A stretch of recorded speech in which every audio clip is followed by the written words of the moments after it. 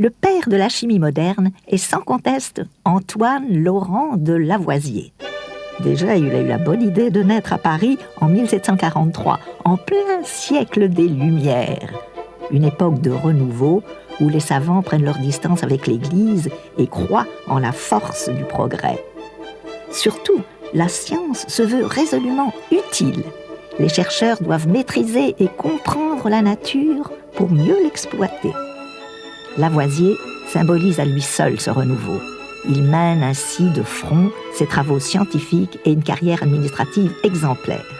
Et ce n'est pas un hasard si cet expérimentateur de génie, ce touche-à-tout obsédé de précision, devient fermier général au service du roi Louis XVI. Car pour assurer la marche du progrès, les scientifiques s'impliquent de plus en plus dans les sphères du pouvoir. C'est donc un vent de grands changements qui souffle sur ce siècle. Et de changements, la pseudo-chimie de l'époque en a bien besoin, car elle tient encore beaucoup de l'alchimie héritée du Moyen-Âge. Ainsi, les savants pensent que tout corps est une combinaison de 4 éléments primordiaux, l'air, la terre, l'eau et le feu. De plus, ils sont empêtrés dans une théorie qui porte le nom barbare de phlogistique. Selon elle, il existe un seul élément flammable, le phlogiston, qui s'associe aux autres corps pour les rendre inflammables.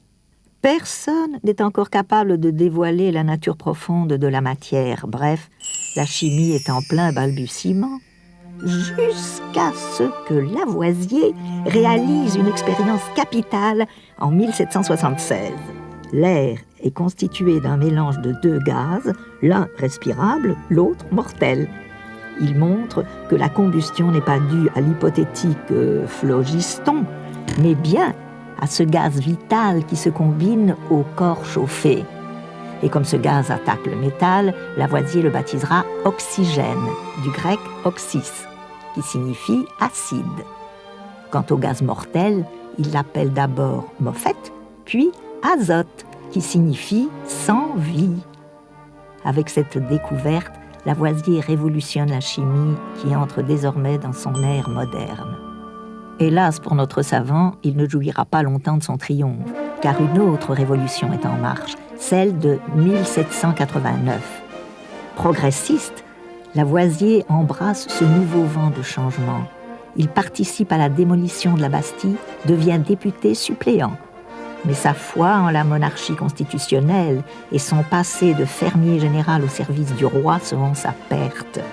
Arrêté sur l'ordre de la Convention, il est finalement guillotiné le 8 mai 1794. Selon la légende, le président du tribunal aurait clamé que la République n'a pas besoin de savants. À en perdre la tête.